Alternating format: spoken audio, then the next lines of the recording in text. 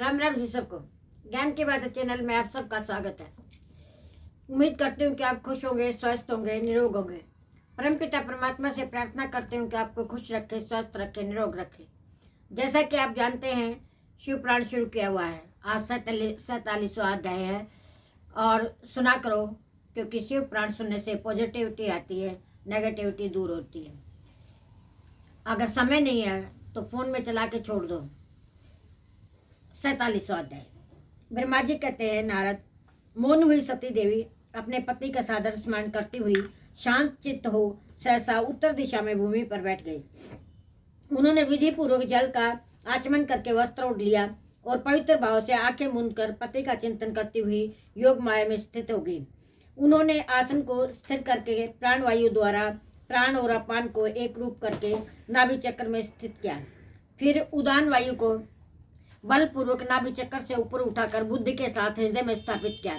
तत्पश्चात शंकर की प्राणवल्लभा अंधता सत्य के हृदय चित्त में वायु से कंठ मार्ग से भ्रकुटियों के बीच में ले गई। इस प्रकार दक्ष पर कुपित हो सहसा अपने शरीर को त्यागने की इच्छा से सती ने अपने संपूर्ण अंगों को योग मार्ग के अनुसार वायु और अग्नि की धारणा की। तदंतर अपने पति के चरण बिंदु का चिंतन करते हुए सती ने अन्य सब वस्तुओं का ध्यान भुला दिया। उनका चित्त योग मार्ग में स्थित हो गया, इसलिए वहां उसने पति के चरणों के अतिरिक्त और कुछ नहीं दिखाई दिया। मुनि श्रेष्ठ, सती का निष्पाप शरीर तत्काल गिरा और उनको इच्छा के अनुसार योगाग्नि में जलकर उसी क्षण भस्म हो गया। उसी समय वहां आए हुए देवता आदि ने सब ये घटना देखी, तब वह जोर से हाहाकार करने लगे। उनका वह महान, अद्भुत, विचित्र एवं भयंकर हाहाकार आकाश में, पृथ्वी तल में सब ओर फैल गया। लोग कह रहे थे, हाय महान देवता भगवान शंकर की प्रेम प्रियसी सती देवी ने किस दुष्ट के दुर्व्यवहार से कुपित हो अपने प्राण त्याग दिए। अहो ब्रह्मा जी के पुत्र, इस दक्ष की बड़ी भारी दुष्टता तो देखो। सारा चराचर जगत जिसकी संतान है, उसकी पुत्री मनस्वी सती देवी जो सदा ही मान पाने के योग्य है, उसके द्वारा ऐसी निरादरत हुई कि प्राणों से हाथों से दो बैठी।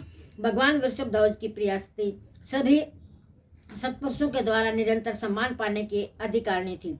वास्तव में उसका हृदय बड़ा ही असहिष्णु था। वह प्रजापति दक्ष ब्राह्मण विरोही है, इसलिए सारे संसार में उससे महान अपयश प्राप्त होगा। उसने अपनी ही पुत्री उसी के अपराध से जब प्राण त्यागने को उद्यत हुई, तब भी उस महान नरक भोगी शंकर द्रोही ने उसे रोका तक नहीं। जिसमें सब लोग ऐसा कह रहे थे, उसी समय शिव जी के पार्षद सती का यह अद्भुत प्राण त्याग देख क्रोध पूर्वक अस्त्र शस्त्र लेकर दक्ष को मारने के लिए उठ खड़े हुए। यश मंडप के द्वार पर खड़े हुए भगवान शंकर के समस्त 60,000 पार्षद, जो बड़े भारी बलवान थे, अत्यंत रोष से भर गए और हमें धिक्कार है ऐसा कहते हुए भगवान शंकर के गणों में वे सभी वीर युद्धपति बार बार उच्च स्वर से हाहाकार करने लगे। देवऋषि कितने ही पार्षद तो यहाँ शोक से ऐसे व्याकुल हो गए कि अत्यंत तीखे प्राणनाशक शस्त्रों द्वारा अपने ही मस्तक और मुख आदि अंगों पर आघात करने लगे। इस प्रकार 20,000 पार्षद उस समय दक्ष कन्या सती के साथ ही नष्ट हो गए। वह एक अद्भुत सी बात हुई। नष्ट होने से बचे हुए महात्मा शंकर के वे प्रथम गण क्रोधयुक्त दक्ष को मारने के लिए हथियार लिए उठ खड़े हुए। मुने उन आक्रमणकारी पार्षदों का वेग देखकर भगवान भृगु ने यज्ञ में विघ्न डालने वालों का नाश करने के लिए नियत अपहर्ता असुरा राक्षसी वेदिशद इस यजुर मंत्र से दक्षिणाग्नि में आहुति दी। भृगु की आहुति देते ही यज्ञ कुंड में ऋभु नामक शास्त्रों महान देवता जो बड़े प्रबल वीर थे वहां प्रकट हो गए। मनीश्वर उन सब के हाथों में जलती हुई लकड़ियां थी। उनके साथ प्रथम गणों का अत्यंत विकट युद्ध हुआ, जो सुनने वालों के भी रोंगटे खड़े कर देने वाला था। उन ब्रह्मतेज से संपन्न महावीर ऋभुओं की सब ओर से ऐसी मार पड़ी जिससे प्रथम गण बिना अधिक प्रयास के ही भाग खड़े हुए। इस प्रकार उन देवताओं, उन शिव गणों को तुरंत मार भगाया। यह अद्भुत सी घटना भगवान शिव की महाशक्तिमान इच्छा से ही हुई। यह सब देखकर ऋषि, इंद्र आदि देवता, मृदुगण, विश्वदेव, अश्विनी कुमार और लोकपाल चुप हो गए। कोई सब ओर से आकर भगवान विष्णु से प्रार्थना करते थे, किसी तरह विघ्न टल जाए।